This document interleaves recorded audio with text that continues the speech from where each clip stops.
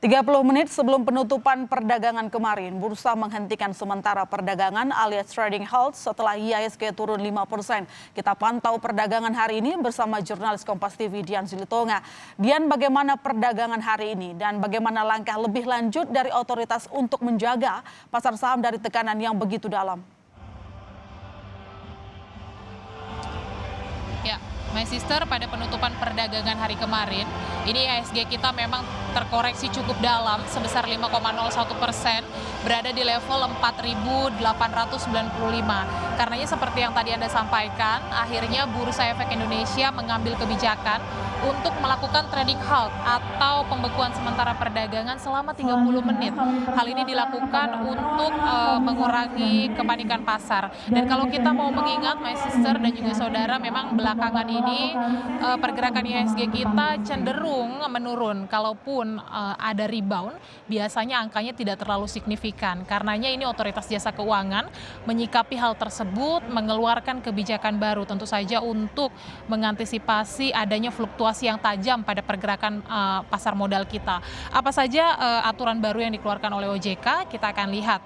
Ini yang pertama, OJK mengizinkan emiten untuk melakukan buyback atau membeli saham kembali tanpa harus menggelar RUPS atau Rapat Umum Pemegang Saham. Kemudian OJK juga memerintahkan Bursa Efek Indonesia untuk melakukan pembekuan sementara perdagangan jika pergerakan IHSG kita mengalami pelemahan sampai 5% atau terkoreksi 5%.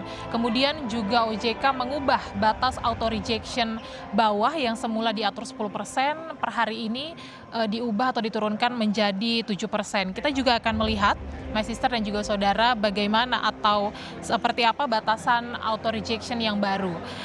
Kalau berdasarkan harga acuan, saham yang berada di rentan atau saham yang harganya berada di rentang Rp50 hingga Rp200 ini memiliki batas auto rejection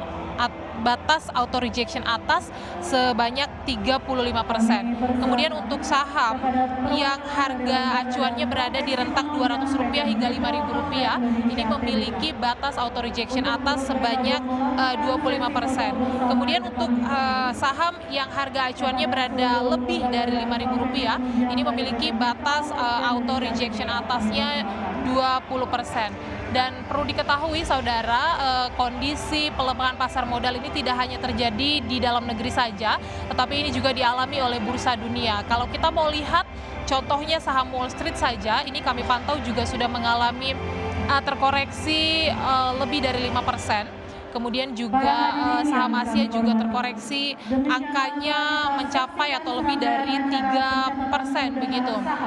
Dan memang yang masih menjadi sentimen utama pergerakan pasar modal dunia ini masih terkait dengan virus corona.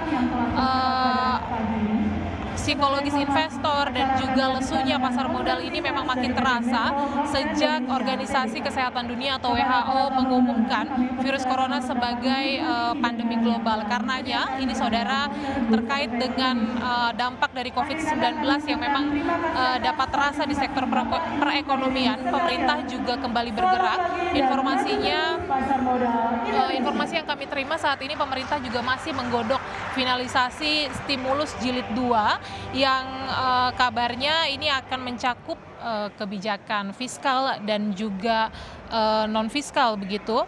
Informasinya stimulus ini akan berupa keringanan bagi pajak penghasilan 21, 22, 25 dan juga terkait percepatan restitusi pajak pertambahan nilai. Selain itu, stimulus ini juga akan memberikan kemudahan impor yang menyasar sektor manufaktur. Dan informasinya juga stimulus jilid 2 ini pemerintah akan mengeluarkan anggaran lebih dari yang sebelumnya sudah dianggarkan pada stimulus jilid 1 sebanyak 10,3 triliun rupiah. Tentu kita berharap setiap kebijakan dari semua pihak ini dapat membuat laju perekonomian kita tetap aman. My sister. Terima kasih Dian Silitonga atas laporan Anda. Virus corona memang mengancam pergerakan pasar modal di dunia.